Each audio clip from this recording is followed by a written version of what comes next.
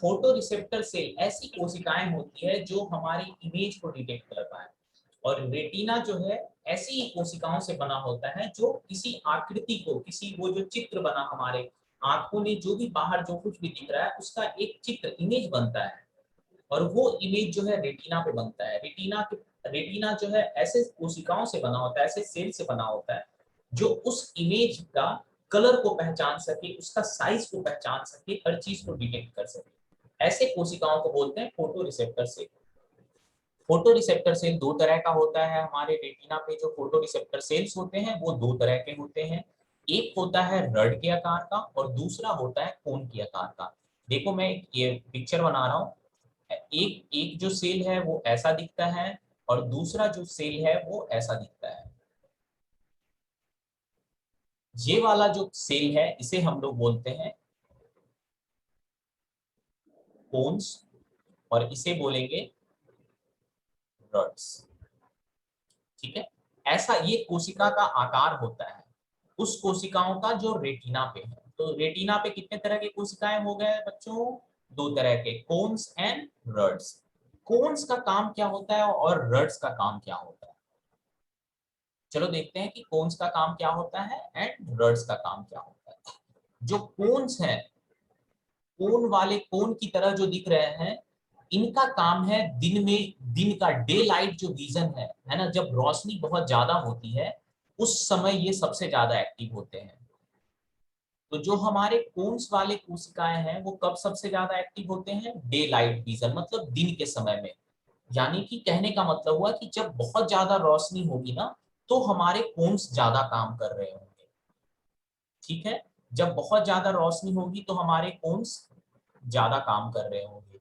और दूसरा इसका काम होता है कलर, अलग अलग रंगों को पहचानना, अलग अलग रंगों को पहचानना।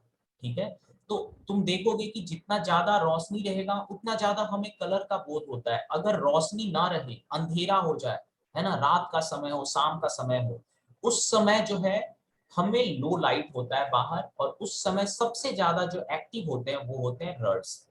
ये कोशिकाओं का स्ट्रक्चर और बनावट ऐसा होता है कि रड्स जो है कम रोशनी में ज्यादा अच्छे से काम करते हैं, और कोन जो है वो ज्यादा रोशनी में बढ़िया काम करते हैं। तो जब रात का समय होगा तो कोई बता सकता है कि कौन ज्यादा एक्टिव होगा या रड्स ज्यादा एक्टिव होगा? खुशी?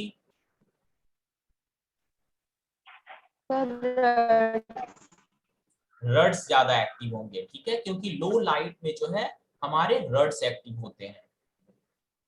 तो अगर रड्स एक्टिव होंगे मतलब कि कोन एक्टिव बहुत कम होगा, तो क्या कलर हमें दिख पाएगा? रात में हमें कलर पता चल पाएगा? ये जो कलर क्यों नहीं करेगा? सर करेगा पर बहुत कम करेगा, ज्यादा एक्टिव नहीं होगा। हाँ, बहुत कम एक्टिव होगा।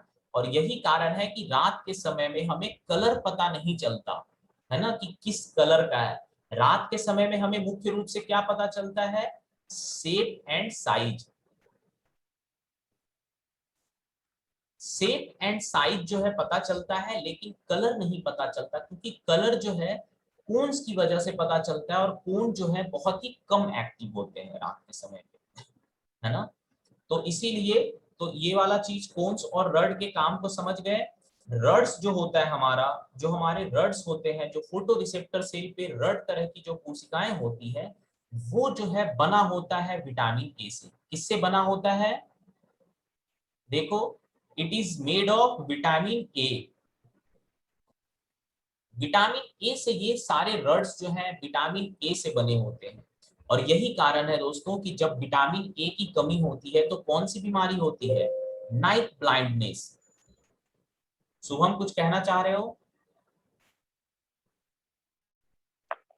नहीं सर।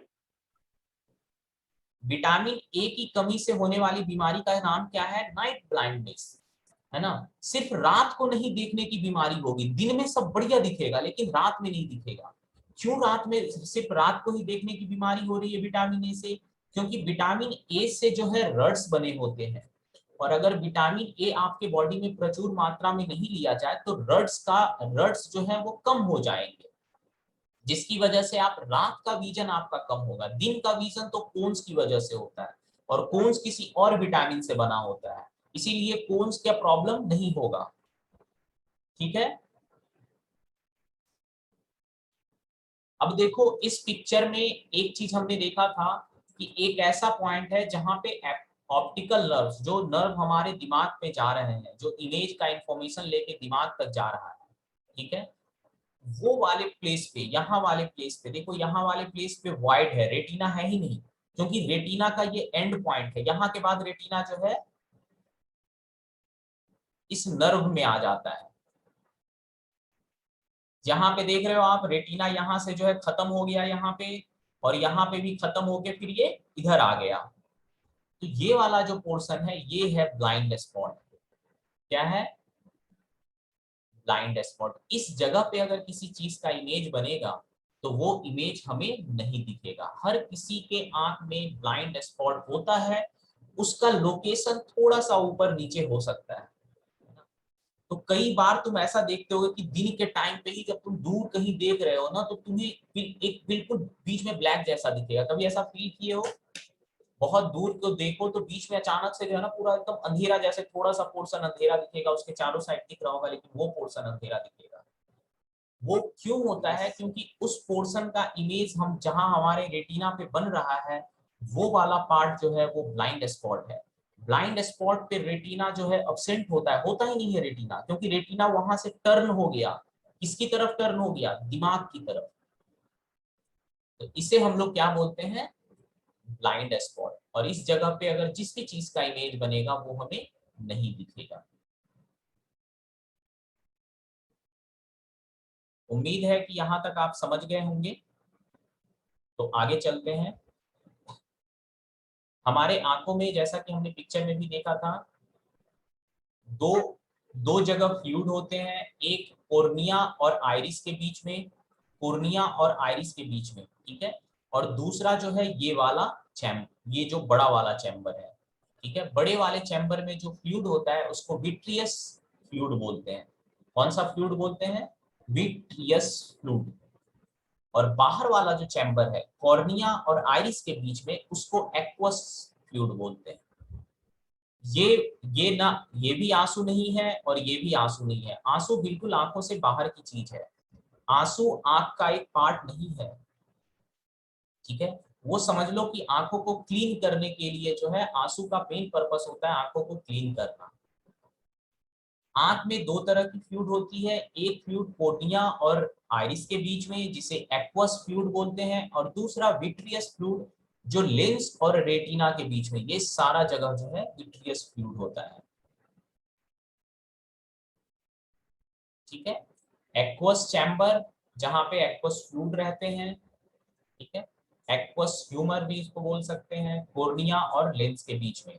और विट्रियस चैम्बर जो है वो लेंस और रेटिना के बीच में होता है।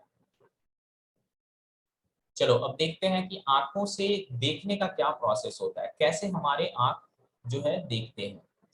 तो जैसा कि हम लोगों ने अभी देखा था कि लाइट जो है हमारे आंख को एंटर कहाँ से करेगा? कोर्निया। सबसे आउटर जो है, आउटर लेयर जो है वो ट्रांसपेरेंट होता है। आउटर लेयर जो है वो ट्रांसपेरेंट होता है, समझ लो शीशे की तरह है। उसका काम सिर्फ आंख को प्रोटेक्शन देना है। उसके बाद जब लाइट अंदर आएगा तो प्यूपिल वो वाला होल है ना, याद है प्यूपिल क्या है? प्यूपिल क्या है? होल है, जिस होल के थ्रू लाइट अंदर जाता है। इसके बाद कोर्निया से एंटर किया, फिर प्यूपिल से एंटर करने के बाद कहाँ पे जाएगा? वो लेंस पे जाएगा। लेंस क्या करेगा? लेंस का काम ही होता है इमेज बनाना, इमेज को बनाना, है ना। और वो इमेज कहाँ पे बनेगा? रेटिना पे बनेगा। अब ये जो इमेज बना दोस्तों, ये इमेज रेटिना पे बना, और रेटिना पे फोटो रिसेप्टर सेल्स हैं, रड्स एंड कोन्स हैं। ये सारे सेल जो है ये एक्साइटेड हो जाते हैं जब इन पे इमेज बनता है, लाइट पड़ता है तो एक्साइटेड हो जाते हैं। और उसके बाद ये सिग्नल भेजते हैं, इम्पल्स जनरेट करते हैं। इम्पल्स का मतलब है सिग्नल, जिसे कि ट्रांसमिट किया जाता है कहां तक? ब्रेन तक। इसके द्वारा? ऑप्टिकल नर्व्स के द्वारा। ऑप्टिकल नर्व्स का मतलब है ऐसा नर्व जो आंखों से जुड़ा हुआ। इसके बाद हमारा दिमाग क्या करता है? इन सारे इमेज को एनालाइज करता है। जो भी इमेज बना, ब्रेन उसको एनालाइज करेगा उस इमेज को, है ना। कौन सी इमेज को? जो इमेज रेटिना पे बना और ऑप्टिकल नर्व्स के थ्रू माइंड तक आया। ठीक है, ये काम जो है थैलेमस में होता है एनालाइज करने का। उसके बाद थैलेमस जो है इमेज को भेज देता है किसके पास? सेरेब्रम के पास। सेरेब्रम जो है हमारा एक्चुअल में जो मेमोरी है माइंड का, वो क्या है? सेरेब्रम है। और सेरेब्रम फिर उस फोटो को मिलाता है कि क्या पहले कभी ऐसा फोटो बना था दिमाग पे, रेटिना पे बना है कभी ऐसा फोटो। अगर उसे वो फोटो दिख जाता है कि हाँ 5 साल पहले बना था ये तस्वीर, उसके बाद फिर वो दिमाग को, थैलेमस को बोलता है कि भैया इसको तो जानते हैं, है ना, 5 साल पहले इस जगह पे इससे ऐसे ऐसे हम लोगों की मुलाकात हुई थी, ये सारा रिकॉर्ड मेरे पास है। और उसके बाद थैलेमस जो है उस तरह से बिहेव करता है, बॉडी को करता है कि तुम ऐसा बोलो कि भाई तुम्हें तो जानता हूं हम। और इस तरह से जो है इमेज को रिकॉग्नाइज किया जाता है। अगर वो इमेज हमारे डेटाबेस में जो कि सेरेब्रम है, अगर उस डेटाबेस में वो इमेज नहीं मिलेगा तो हम उस चीज को रिकॉग्नाइज नहीं कर पाएंगे। वो हमारा फर्स्ट टाइम होगा कि हम फर्स्ट टाइम उस चीज को देख रहे हैं, और फिर वो रिकॉर्ड हो जाएगा। जब अगली बार जब भी कभी हम देखेंगे तो उसे रिकॉग्नाइज कर सकते हैं।